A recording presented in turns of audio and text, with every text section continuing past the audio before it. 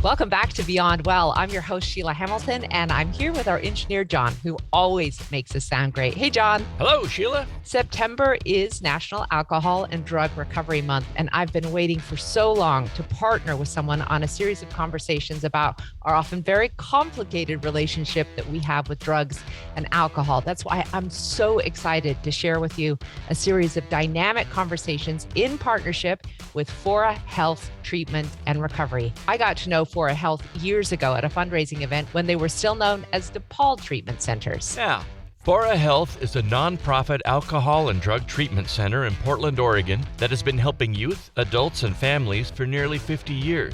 They offer compassionate, comprehensive, and affordable care for everyone, regardless of background, orientation, or ability to pay. Fora recently opened a new state-of-the-art campus in Portland's Southeast Gateway District, and the entire campus is healing and supportive. You can find out more about their full array of evidence-based therapies for drug and alcohol treatment at www.forahealth.org. If you or a loved one needs support, there are many options and personalized approaches to care. Reach out to Fora Health at 503-535-1151 or see the show notes for more details. So let's dive into episode 2 with Dr. Eowyn Rieke, the outpatient medical director at Fora Health. Dr. Rieke is working to expand access and improve quality of care for people who want to change their relationship with substances. I loved hearing about how her experience as a primary care physician changed her relationship to substance use disorders and the way that science is finally catching up to better treatment alternatives. Welcome, Dr. Rieke. It is so wonderful to have you join us today. Thanks a lot for being with us. Thank you. It's my pleasure. Well, just from that introduction, you can tell you have a really extensive background in primary health. And I want you to talk a little bit more about how you began to see addiction as such an enormous barrier to people's health and well-being. Yeah, I became a primary care provider to work with patients, families, and communities to improve their well-being. And I did that for 20 years. And I saw substance use becoming a larger and larger challenge for my patients and their communities. And the lack of real caring treatment that was compassionate, that focused on the client and their own goals. I had lots of people who would come and say, I really want to be in treatment. And in fact, there was one particular moment I remember. I was working at a clinic called Outside In, and I had a young person sitting in front of me on the exam table, crying, saying, I so want to get off of heroin. I hate it. I want to stop, and I can't get into treatment. I've tried, and there's nothing available. And that was the moment when I decided I needed to focus more on this kind of care. I had done it as a part of my practice previous to that, but I realized that the community needed providers who could focus on substance use treatment in a kind, caring way in order to help people access that treatment that they so desperately needed. Oh, wow. Well, the recovery movement is so grateful, and I'm sure very, very pleased that you made that crucial decision back then. I want you to talk a little bit about the kind of various drug addictions that you're dealing with right now at Fora.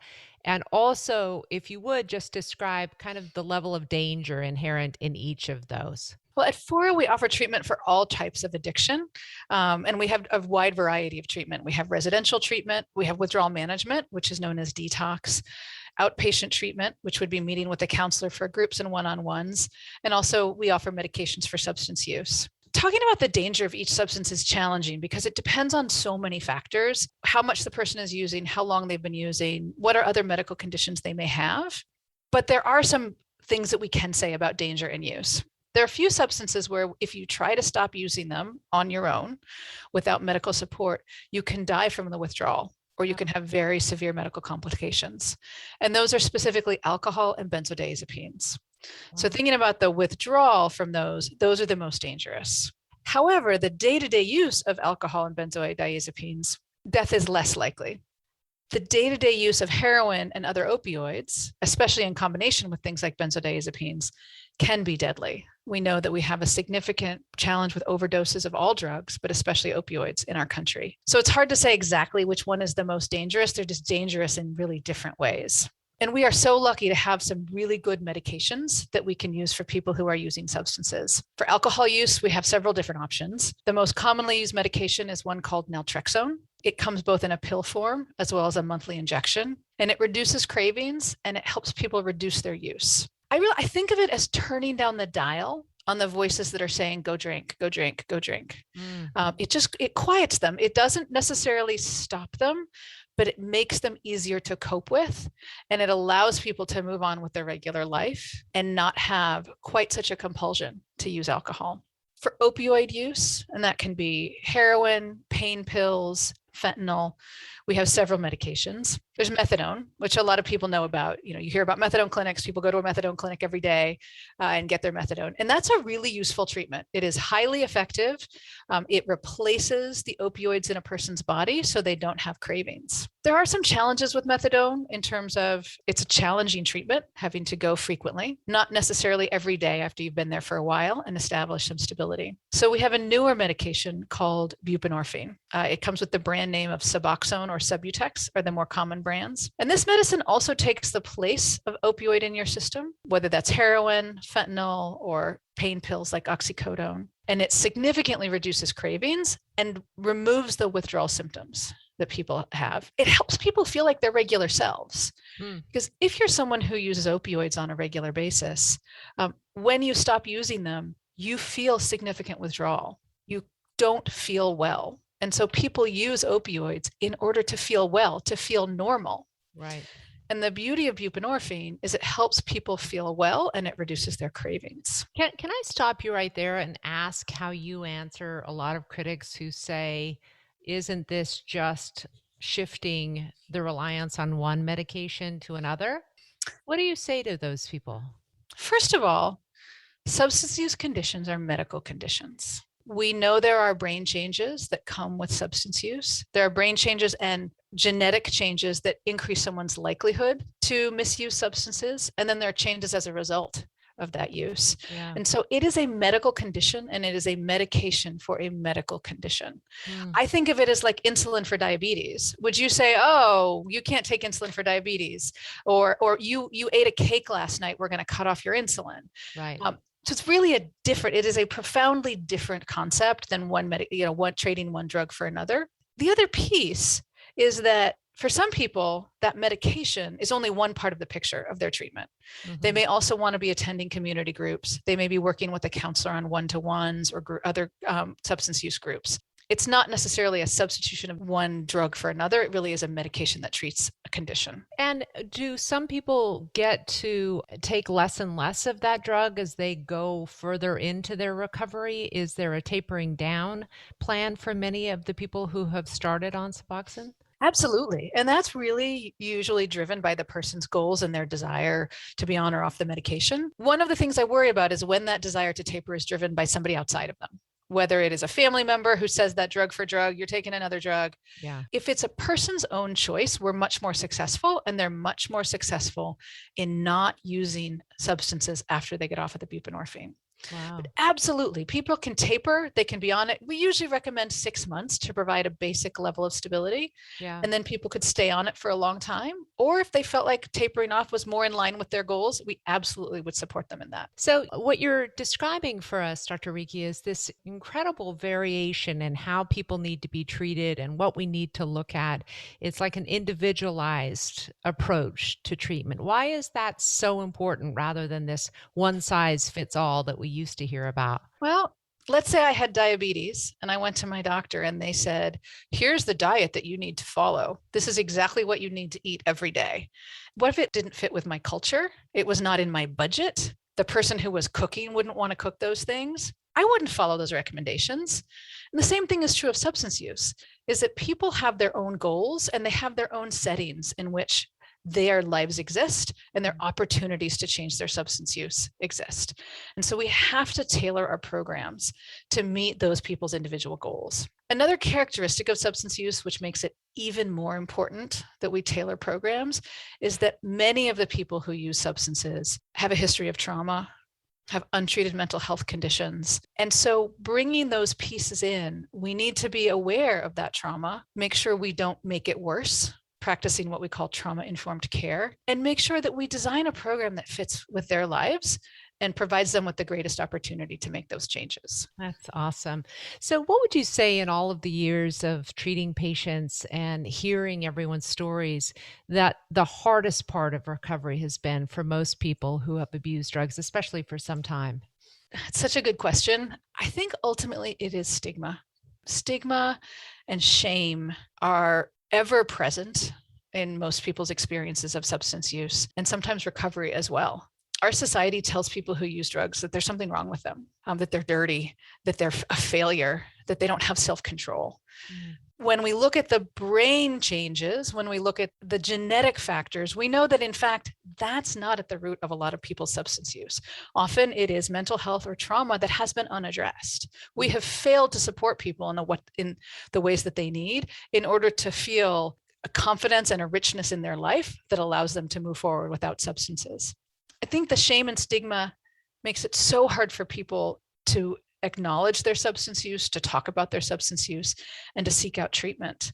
And so when we talk about that shame, there are a lot of things that we as community members can do to reduce that shame and stigma, and ways we can support people in talking about their substance use and perhaps engaging in treatment. There's this incredible phrase that we're all familiar with because it's been so overused in movies and books and everything, where, you know, the person hits rock bottom and then they're finally ready to change their life. Is that an accurate description? And do people need to hit rock bottom before they seek help? No. I pause because it's such a complicated question. Yeah. If you were to ask someone who was at what we think of as rock bottom, whatever that means, if we were to say, how many times have you been interested in changing your substance use? How many times have you tried to get to treatment and not been able to? I would bet most of them would say lots and lots of times. And so there are many steps along the way in which people think about changing their use. But because of that shame and stigma, and because we don't have great treatment resources available, they're not able to connect that desire with actually being in treatment. And you told me a really interesting story where everyone's rock bottom is different. Like you might have the housewife who gets a DUI for drinking with 2 glasses of wine in her, and she's like, that's rock bottom. And while another person might go to jail and might be on the streets and houseless, and they haven't hit rock bottom yet. So the descriptor is not very good for the rest of us trying to understand it.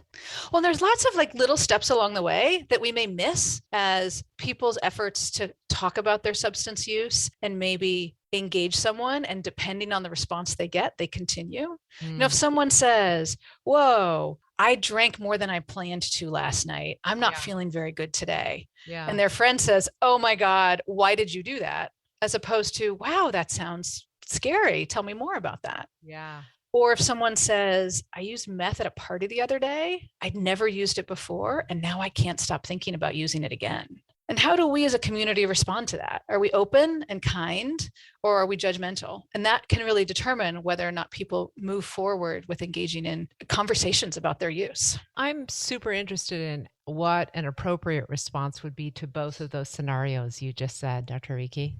First and foremost, they're hard conversations. They can be. They're not always, but they can be really hard conversations, especially if it's a little farther down the line and that person's substance use may have had a negative effect on you or a family member or community. So just acknowledging that they can be challenging conversations, and it helps a lot to go in with some preparation. And the first thing that I would suggest for preparation is thinking about why it's important to you that this person change what's happening, and whether it is, or whether you simply want to reflect to them, hey, I'm concerned. And usually it's because you care about that person. And sometimes it's hard to remember that if you're mad. But if you can center yourself in your caring for that person, they're going to know that. They're going to feel that, and they will feel much more comfortable talking about something that seems perhaps very scary or very shameful. I just love the kind of reframing that you've done for us, even from the beginning point of the conversation about what you're using and why, because we bring our own anxiety to it. We bring our own judgment to it. We bring our own hopes and dreams for what that person could have done rather than what they're doing. But that is all us. You just pointed it out. It is all us. It's very interesting to me. I want to talk a little bit about the disappointment. I've had it in my family where we've sent loved ones through a very expensive treatment program, and then 6 months later they relapse and they're back in. So talk to me about why it's so common for people to need several times in recovery before they're actually successful. One of the ways to think about addiction, I think about paths through the forest. And if you have a path through the forest that you've walked only once or twice, you're not going to see a lot of the brush beaten down, the tree branches broken a little bit. But if it's a path that you've worn down over and over and over again, and in this case, worn down by repeated use of a substance, it's not going to go away all of a sudden just because you've done one thing. You've planted some seeds. Let's say you plant some grass seed. It's going to take a while for that grass to grow back. It's going to take a while for someone to stop the conversations that they may have in their brain, where their brain really wants them to use those substances because it's what makes them feel better in the moment, even though they know in the long run it won't. Right. And then building skills. So skills, kind of recovery skills, so that if you're presented with the opportunity to use a substance, you can say no. If you're having stress, how do you respond to that stress in a way that's different than using that substance? And also building community, building a support system of people who aren't using substances or support your not using or your reduced use of substances. So all of those pieces do not fall into place just because someone has gone to treatment. Treatment is the beginning of the many steps necessary for someone to kind of rebuild their life and adjust their brain patterns in order to be able to sustain that recovery. And how do you prioritize the person's mental health condition when they're going through all of these things, especially for people who are still actively using? Often I don't have a choice. My patients make me prioritize it. They say, I have this untreated anxiety, or I'm super depressed, or COVID. Oh my God, COVID is causing me so much unbearable anxiety. So often my patients will bring it to the forefront. And I also try to make sure that we discuss it with every patient that I have. How is your mental health, whether it's depression or anxiety or trauma, PTSD? There's so many layers that can happen for a person who's using substances. And often that mental health condition may predate their use. It might be related to their use. For example, meth use can induce psychosis, or it might be related to things that happen while they were in their use. So the likelihood of trauma is higher in people who are using substances. So there are all these pieces that we need to address. And ultimately, the care for folks with both substance use and mental health conditions is similar than the care for folks with mental health conditions alone. Yeah. There are nuances about the complex interactions between substances and mental health. Yeah. And an expert dual diagnosis clinician, counselor, can help people tease out those pieces and figure out how they can address them. But the medications I use are generally the same. And my patients generally are able to take those medications, not too different than the rest of my patients. Like, I forget to take my medications sometimes, just as all of my patients do. And just because someone is actively using, it doesn't mean they can't follow up with treatment for their mental health. Often people may be more motivated because they know that their use may be related to their mental health condition. Wow. Do you have any way of guessing or even anticipating who might be more successful in recovery than who might be unsuccessful? I used to think I did, but I was wrong.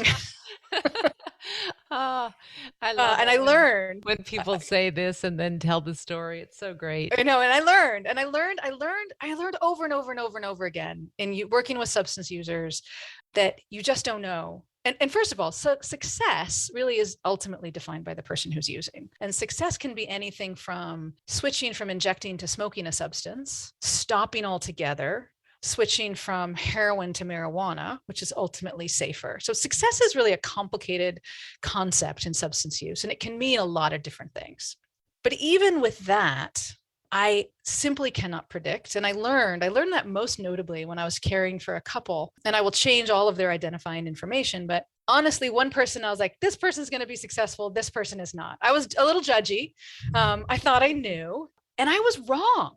The person who I thought was going to persist in their substance use, and honestly, I was worried that they were going to die from their substance use, managed to enter treatment and is in long-term recovery. Wow. And the person who I thought, who seemed to have more motivation, seemed to be more kind of had things more together, as we say, ended up with persistent use, and I've lost touch with them. So I learned from them that there's no way to predict. Wow. You just have to have equal hope and also that kind of empathy and compassion that you show for all of your patients, regardless of how they're presenting, right? Yeah. Exactly. It's a, Exactly. it's a big life lesson in how not to judge. I love that you get to do it every day. I'm very curious about the things that you would say to our audience who are interested in being less stigmatizing. And so perhaps the things that they can be wary of saying, both around addiction and maybe around recovery. Can you talk about some of Mhm. those stigmatizing statements? Yeah. I mean, and a lot of it is about the words that we use, referring to someone as an addict rather than a substance user, Hmm. referring to someone. I mean, and there are a whole bunch of worse words that we use for people who are using specific substances, ones that I don't even feel comfortable saying. Also, talking about relapse. Relapse is a stigmatizing phrase or Mm. term. And so we now use recurrence of use Oh, because it okay. has less stigma associated with it. Wow. Another example, and I'm learning on this one, is the word overdose. So, Mm. overdose, again, has a stigmatizing connotation, in part because it implies that there may be some control over that. A Yeah. person overdosed when in fact, perhaps they took what was the drugs they thought they always got, but someone had put fentanyl in their drugs. Oh my gosh, that I'm so glad you said that, especially right now with the increase in fentanyl on our streets and people going, well, he overdosed as if it was something they could have managed by knowing a proper dose, you know? Oh my gosh. Right. Yeah. That Make is sure you get the right dose of right your drug. dose. Yeah, exactly. Oh, that is really interesting. And so you're talking about when you're articulating your concern, is it okay to say, I'm really worried about you. I wish you could get to a safer place where you could begin, your curiosity about recovery, and how can I help you do that? Or what are some of the active phrases that you can use that might help a person think, oh yeah, maybe I should consider this offer? Some of it is asking the person how they see their substance use impacting their life, Mm, or simply reflecting what you've identified and as non-judgmentally as you can. yeah, Like, we'd planned to work in the garden this morning, but you're hungover and didn't feel like you could do that. yeah. How do you think alcohol is contributing to your daily life? Mm, How is it impacting your daily life? So some of it is just a gentle reflection, yeah. knowing that even that can be hard for people to hear. I do like the I wish, because I wish is really about me and it's identifying it about me. Like, it's about me wishing something different for that person. Yeah. And then it's also offering support, which is what you did. Like, how can I help you? Ultimately, I think it helps the most if the person identifies their own goals. Mhm. If they say, I want to go out tonight and I want to have one drink. Yeah. And then you might say, how can I help you with that? Mm. Is there a hand signal we're going to use? If I see you going up to the bar, what words should I use to remind you of that commitment? Oh, so smart. Because in that moment, that person has lost connection with that commitment, because for a wide variety of reasons, whether it's a Yeah. compulsion to use, whether it's they really literally forgotten, whether it's the first drink affected them enough that they've lost track of those goals. So figuring out a plan ahead of time to support that person if you're in the moment, in a moment in which they could use more than they planned to and more than they wanted to. That, it's so interesting, Dr. Rieke, talking with you. The language and the caring way and the self-reflecting is really helpful when you're talking about a mental health disorder as well. So I want people to hear this. And if you're, dealing with someone in your family or someone you love with depression or anxiety, this kind of language is really super helpful then as well. Mhm. So I do think it's interesting that we don't want to normalize drug use, but we do want to make people aware when they are stigmatizing drug use. So how do you navigate this tricky territory of not wanting to make drugs just okay, especially for younger kids who may not use, but you don't want to stigmatize those who are? It's a great question. I have a 12-year-old daughter and I ponder this question all the time. Yeah. Um, I think ultimately it really is about a person's control and the impact of the substance on their life. Hmm. And so if either of those two are compromised, if having a negative effect on their life and they're not having control over their use, that's the point at which it becomes problematic. And I think making sure that we all have the opportunity to make informed decisions about our use. For example, just recently a study came out that shows that any level of alcohol intake, any level, can contribute to long-term cognitive problems. Ah. Jeez, there goes my nightly glass of wine. So that one glass of wine a everything. night, exactly, that's supposed to help with your health, your cardiovascular health, may in fact also have this other impact. And it's so hard to know, obviously, which of the medical evidence to pay attention to. Yeah. But ultimately, if we can have an informed opportunity to weigh all of that, to know, oh, I have a history of heart disease, maybe it's worth it having that one glass of wine because I know that's a risk. I have a history of dementia in my family. Perhaps I would prefer to abstain altogether because that's a risk.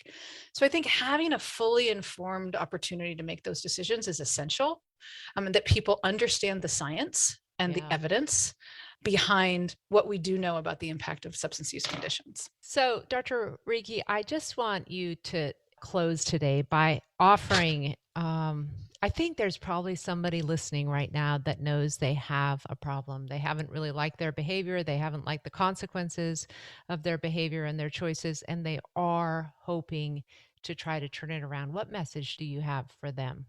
First and foremost, that people care about you. And it may not feel like it, but there are people who care about you. And there are people who are not going to judge you. They're not going to cause you more shame. They are available and they want to talk with you with an open heart to learn about the struggles you've had and the hopes you have for changing how you use substances and how they're impacting your life. And you've also given us, great language and some understanding, but what is the one piece of advice that you would give to someone who loves someone who is currently using a substance or is in this kind of territory? Number one, care about that person. Number two, have Narcan. Narcan is a medicine that reverses overdoses. And right now we have seen a terrifying increase in overdose deaths in the United States. Data came out last week that we had 93,000 people who died in the year 2020 from substance use overdoses. 93,000 people. And how do you administer Narcan and how do you get it? There are multiple different forms. The easiest form is a nasal spray. You literally put it in someone's nostril. You push a plunger and it gives them a dose. Often, especially with fentanyl in much of our heroin supply, or people who are intentionally using fentanyl, you need more than one dose. So then you repeat the process in the other nostril. You can get it through a medical provider. Any medical provider can prescribe it. You can also get it at many pharmacies. Pharmacists are authorized to dispense Narcan without a prescription after they do a brief training and teaching with the patient. Oh my gosh, this is such important information. I think I'm going to go get some just because I live in downtown Portland and I so often see people who look to me like they're on their last breath. Yep. That is really, really helpful information, Dr. Rieke. Thank you so much for providing it. I had no idea that as just a regular person, I could walk up and be able to carry that around in my purse. That's wonderful. Yep. Yeah. Oh, that's great. Dr. Rieke, thank you so much for your help. And for people that might be interested in reaching out directly to you, are they able to do that? Can they do that? Do you take calls? Emails. Emails. Okay. Awesome. Awesome. Yes. So through For Health, you would be reachable. Yes. Yeah, because I can imagine there's going to be many people who are hearing this and they're like, I want her. Yes. I'll be like, oh. I would totally. If you made me give up that nightly glass of wine, I might be like, oh, I might be the first person in her office. It's an option. Fully informed decision making. There you go. Thank you again, Dr. Rieke. It's such a pleasure to meet you and to talk with you. And thanks for all of your work.